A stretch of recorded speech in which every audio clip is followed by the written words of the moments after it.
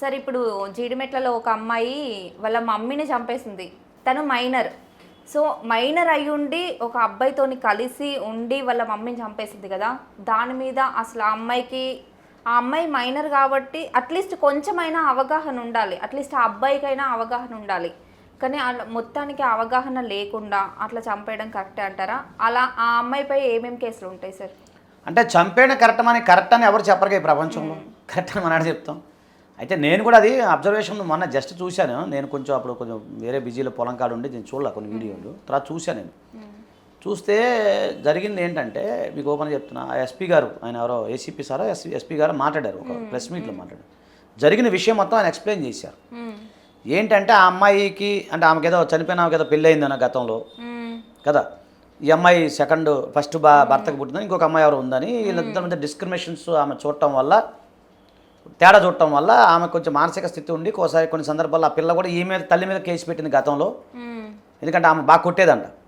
So case పెట్టిన తర్వాత మేము కౌన్సిలింగ్ ఇచ్చాం. కొద్ది రోజులు ఈ అమ్మాయి వేరే దగ్గర ఉంది, ఆ మైనర్ బాలిక.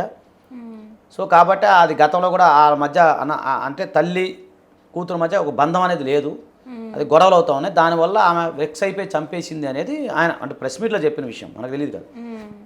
ఏదేమైనా క్రైమ్ ఈజ్ క్రైమే.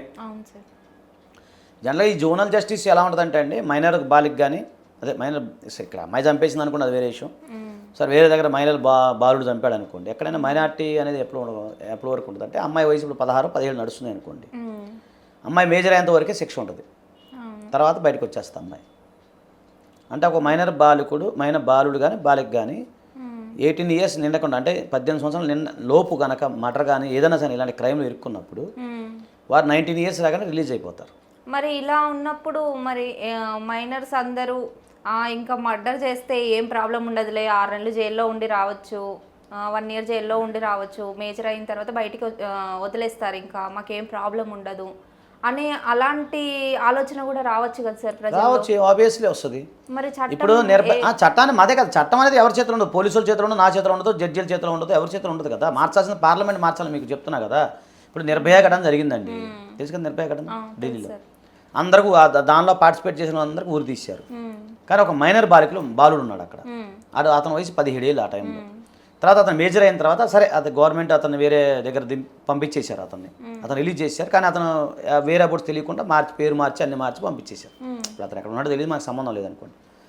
సో అప్పుడే దీని మీద డిస్కషన్ స్టార్ట్ అయింది. ఏది మైనర్ యొక్క వయసు 18 ఇయర్స్ నుంచి 17కో 16కో తగ్గించాలి. ఎందుకంటే అప్పుడు ఏంటంటే 20 ఇయర్స్ బ్యాక్ అంత బుర్ర లేదు మాకు. యాక్చువల్ మాకు కూడా తెలియదు, నిజం చెప్పండి. మేము 10th ఇంటర్మీడియట్ తెలియలో ఇంత బుర్ర ఉండేది కాదు మాకు. ఇంట్లో చెప్పేవాళ్ళు, బడికి పోయి కాలేజీకి పోయి వచ్చేవాళ్ళు, అంతవరకే మాకు నాలెడ్జ్. ఇప్పుడు పిల్లలకి 6వ తరగతి చదివేవాడికి 10వ తరగతి చదివేవాడు కూడా ఏం మొత్తం చెప్పేస్తున్నాడు, వాడే చెప్పేస్తున్నాడు. అంటే అంత తెలివి వచ్చి ఇంట్లో ఉన్న వాళ్ళే పిల్లలే మనకు చెప్పే స్టేజ్కి వచ్చారు, ఎందుకంటే టెక్నాలజీ చేతిలో వచ్చేసింది. సో దాని పరంగా నిర్భయ ఘటన జరిగినప్పుడు ఏదైతే ఉందో ఆ సందర్భంలో ఏమైందంటే అప్పుడే దీని మీద ఒక డిస్కషన్ స్టార్ట్ అయింది. ఏమని, మైనర్ల యొక్క ఏజ్ని తగ్గించాలి, 17 ఇయర్స్ 16 ఇయర్స్ పెట్టాలని చెప్పి డిస్కషన్ జరిగింది. పార్లమెంట్లో దాని మీద చర్చ జరిగింది. కాకపోతే universal declaration of human rights అని మాకు ఉంటుంది, అంటే చిన్నపిల్లలకు సంబంధించిన చట్టాలు యునైటెడ్ నేషన్ ఆర్గనైజేషన్ వాళ్ళ దగ్గర ఉంటుంది. సో అక్కడ మన దేశం సంతకం పెడితే అన్ని దేశాలు సంతకాలు పెడతాయి చిన్నపిల్లలు, ఎందుకంటే నేటి బాలలే రేపటి పౌరులు. మీరు అది ఆలోచించాలి. ఒక పెద్ద స్థాయికి వెళ్ళిపోయిన వ్యక్తులు ఉన్నారు. ఇప్పుడు మాది అయిపోయింది, మా జనరేషన్ అయిపోయింది, ఇప్పుడు వచ్చేది చిన్నపిల్లల జనరేషన్. సో ప్రతి దేశ భవిష్యత్తు వాళ్ళ నెక్స్ట్ జనరేషన్ మీద ఆధారపడి బతుకుంది, అది సహజం. అందుకని అంటే ఎవరో ఒకళ్ళిద్దరు మర్డర్ చేశారని చెప్పేసి ఉన్న మిగతా మైనర్ బాలికలకు సంబంధించిన వాళ్ళందరినీ కూడా చట్టాన్ని రద్దు చేయలేంగా. ఇప్పుడు ఎక్కడో ఒకడు మర్డర్ చేశాడు ఒక పిల్లోడు, కానీ కోట్లాది మంది మైనర్స్ ఉన్నారు పిల్లలు, వాళ్ళందరూ చేయరుగా.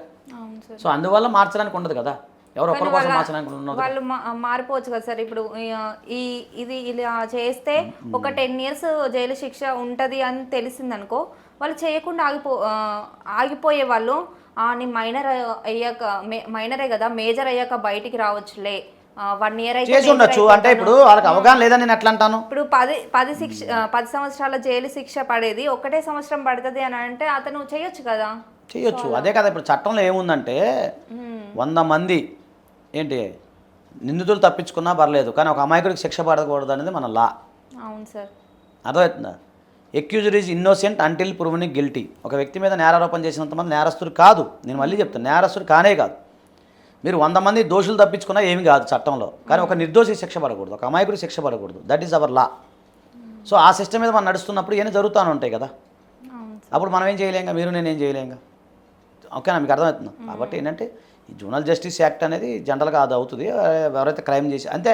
మళ్ళీ ఇంకోటి, అక్కడ మీకు జోనల్ జస్టిస్లో పిల్లల్ని ఏం కొట్టరో తిట్టరో ఇలా ఏం పనులు చేయించరు. వాళ్ళకి చదువు నేర్పిస్తారు, వాళ్ళకి అన్నీ చూపించి అవకాశాలు కల్పించి బయటకు పంపిస్తారు. ఇంకోటి, అతను బయటకు వచ్చిన తర్వాత అతను ఏమి క్రిమినల్గా ముద్రపడటానికి లేదు. అతను మళ్ళీ గవర్నమెంట్ జాబ్ చేసుకోవచ్చు.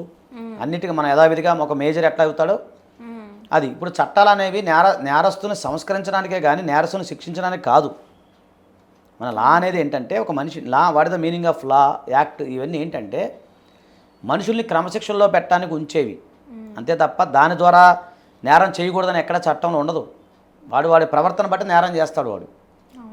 అవునా కదా. నేను అదే చెప్తున్నా, ప్రవర్తన మార్చుకుంటే ఆటోమేటిక్గా నేరం తగ్గిద్ది తప్ప కఠినమైన శిక్షలు ఉంటాయి. నీకు 20 సంవత్సరాలు జైలు శిక్ష ఉందంటే నడి రోడ్డు మీద నరుగుతున్నారు, సీసీ కెమెరాల సాక్షిగా నరుగుతున్నారు. దానికి ఏమంటారు మీరు? ఇప్పుడు డ్రమ్ములో ఒక అమ్మాయి శవాన్ని భర్తని పూడ్చిపెట్టి, నాకు తెలియదా నేను చంపితే జైలుకి వెళ్తానని. నిన్న అల్లుడిని, పెళ్ళైన అల్లుడిని అత్తగారును భార్య ఇద్దరు ఇల్లీగల్ అఫైర్స్ అంట, ఒక్కరికే ఇల్లీగల్ అఫైర్స్ అంట, ఎవరో బ్యాంక్ మేనేజరు పట్టుకొని చంపలేదా? వాళ్ళకి తెలియదా? వాళ్ళకి ఇంటర్నెట్ తెలియదా? వాళ్ళకి యూట్యూబ్లు తెలియవా? లేకపోతే ఇప్పుడు మనం చెప్పే నాలెడ్జ్ ఉండదా? వాళ్ళకి లాయర్లు ఉండరా? అంటే వాళ్ళని మార్చడం ఎలా సార్? ఇంకా అదే పరివర్తన నేను చెప్పేది అదే. దాన్ని కోర్టు జైలు కూడా అదే పరివర్తన తీసుకురావడానికి ప్రయత్నం చేస్తాయి. వాళ్ళని మార్చడం ఎలా అంటే మనం ఎట్లా చెప్తాము? వాళ్ళ ప్రవర్తన, వాళ్ళ పెరిగిన విధానం, వాళ్ళ యొక్క సైకాలజీ, వాళ్ళ యొక్క మైండ్ సెట్టు. పుట్టగానే అందరూ నేరస్తులు అవుతారా? పుట్టినప్పుడు ఎవడు నేరస్తుడు కాడు. వాళ్ళ పరిస్థితిని బట్టి వాడు ఎందుకు నేరస్తుడు అవుతున్నాడు ఏంటి, ఇవన్నీ ఉంటాయి. సో ఇప్పుడు ఒక ఆయన చేయని నేరానికి 43 ఏళ్ళు జైల్లో ఉండొచ్చాడు ఒక అతను. దానికి ఏమంటారు మరి? మొన్న కదా సుప్రీంకోర్టు వారు తిట్టారు. మళ్ళీ కేరళనో కర్ణాటక హైకోర్టులో పెళ్ళాన్ని చంపానని చెప్పేసి ఆడికి జైలు శిక్ష పడదు. 7 years జైల్లో ఉన్నాడు. తెర చూస్తే భార్య బయటకు వచ్చింది, ఎక్కడో బతుకున్నప్పుడు బయటకు వచ్చింది. ఒరేమో భార్య బతుకుంది కదరా అని అంటే జడ్జి గారు కోర్టు తిట్టి 5 లక్షలు కాంపన్సేషన్ పే చేసింది వాళ్ళకి. అతను ₹1 కానీ మళ్ళీ కోర్టులో కేసు వేసాడు. మరి సత్యంబాబు కేసు విషయంలో సుప్రీంకోర్టు ఏంటిది అని చెప్పి ₹1 ఇచ్చింది సత్యంబాబుకి, జీవితం నాశనం అయిపోయిందని చెప్పి. సో దీన్ని ఏమంటారు మీరు? మన భారతదేశంలో శిక్షపడ్డ ఖైదీల కంటే అండర్ ట్రయల్ ప్రిజనర్స్ ఎక్కువ మంది ఉంటారు, చెయ్యని నేరానికి ఎక్కువ వాళ్ళు ఉంటారు. మరి ఆ కోణంలో మీరు ఎందుకు ఆలోచించట్లేదు? ఒక వ్యక్తి ఒక అమ్మాయిని ఇప్పుడు ఏమైంది, అంజనీ అనే ఆయన మైనర్ భార్యకి చంపింది, అది రుజువు చేయాల్సింది మీరు నేను కాదు కదా. ఏదో మీడియాలో వచ్చేసినంత మాత్రం శిక్ష పడిపోతుందా? మరి ఎవరు చేయాలి? అది ఇన్వెస్టిగేషన్ చేయాలి, ప్రాసిక్యూషన్ వాళ్ళు కరెక్ట్గా సబ్మిట్ చేయాలి, ఎవిడెన్స్లు కరెక్ట్గా ఉన్నప్పుడు అప్పుడు లెక్క. అంతేకాని మీరు ఏదో చంపేసిందని మీరు ఎట్లా చెప్తారు? మీకు ఎలాంటి ఎవిడెన్స్ ఉంది? మీ దగ్గర ఎవిడెన్స్ ఉందా? ఎవడో చెప్పింది అది కాదు, అది కరెక్ట్ కాదు కదా.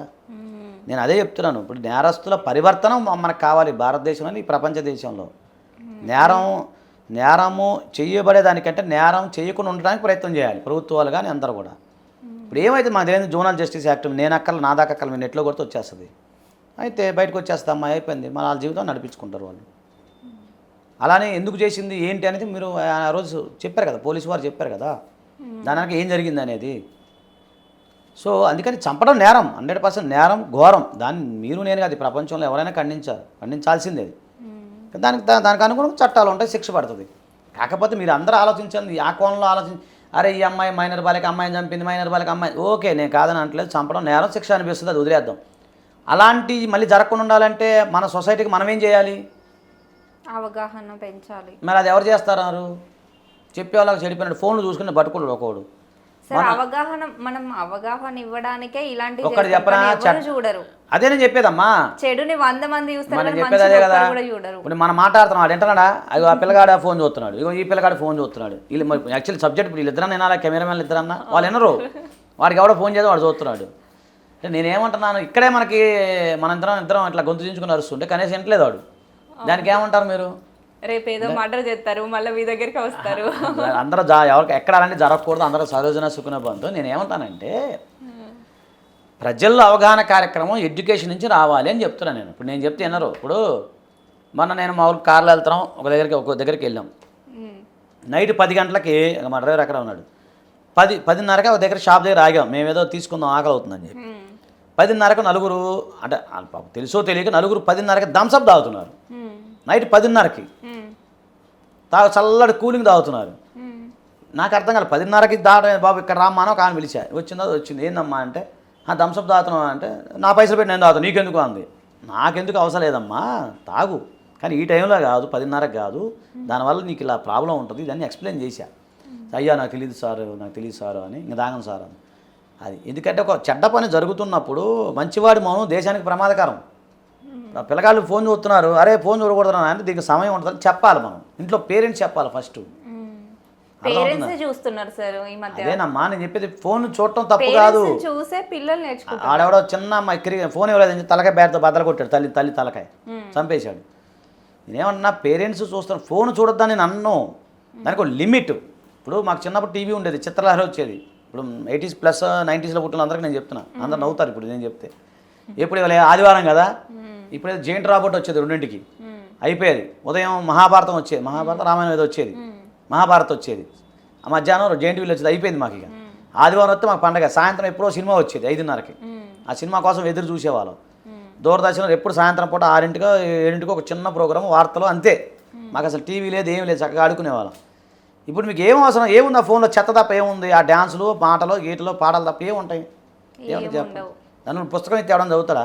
అసలు జీవితం గురించి అవగాహన వచ్చేలాగా ఒక్క సినిమా ఉండదు, ఒక సిరీస్ ఉండదు, ఒక సీరియల్ ఉండదు. ఎంతసేపు చంపుకోవడం, నరకోవడం, బూతులు. అదేదో సిరీస్ అంట, అదే బిట్టు అంట, మన ఎవడో నాకు పెట్టి ఇన్స్టాల్ నేను చూస్తుండే మరి బూతులు. ఎవరమ్మా భయం వేసింది పక్కన పెట్టిన అంటే సిరీస్, వెబ్ సిరీస్లో సెన్సార్ లేదు, పచ్చి బూతులు, క్రైము, చంపటం, థ్రిల్లింగ్, సెక్స్, ఇవే నడుస్తూ ఉన్నాయి.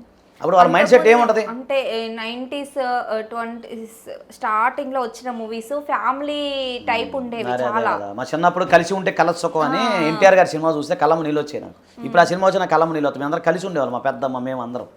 ఇప్పుడు ఆ సినిమా ఆ పాట ఉంటుంది, ఒక పాట రాగానే కళ్ళము కటకట కారిపోతాయి. మరి ఇప్పుడు అయినా ఉన్నాయా? పూర్వం రోజుల్లో ఒక ఎథిక్స్, నీతి నియమం, ఒక హీరో గారు కృష్ణ గారు మహానుభావులు నైట్ అంటే ఆయన సినిమాలు ఎట్లున్నాయి ఆదర్శవంతంగా ఉండే. నైట్ సైకిల్ దొక్కేవాడు, ఉదయం కాలేజీకి వెళ్ళేవాడు. ఇప్పుడు సినిమాలు అట్లున్నాయా? ఈ కాలేజీలు ఎగ్గొట్టాలు, బొమ్మ చేయటాలు, కాలేజీ మోసం చేయటం, ప్రిన్సిపాల్ ఏడిపించడం, సినిమాలు అయ్యే ఉంటాయి కదా. ప్రిన్సిపాల్ని ఏడిపించడం, ప్రిన్సిపాల్ని బూతులు మాట్లాడటం, ప్రిన్సిపాల్ని వల్గర్గా చేయటం, లెక్చర్ని ఏడిపించడం, ప్రజెంట్ స్టైల్ అది. ఎవడన్నా ఇప్పుడు ఇంతమంది అంటే దేవుడి ఇది ఎక్కువ మంది చూడాలని కోరుకుంటున్నా. ఈ వీడియో చూసేవాళ్ళు ఎవరైనా టీచర్స్ ఎవరైనా ఉంటే కామెంట్ చేయండి, మీ పట్ల స్టూడెంట్స్ ఎలా ఉన్నారు అనేది.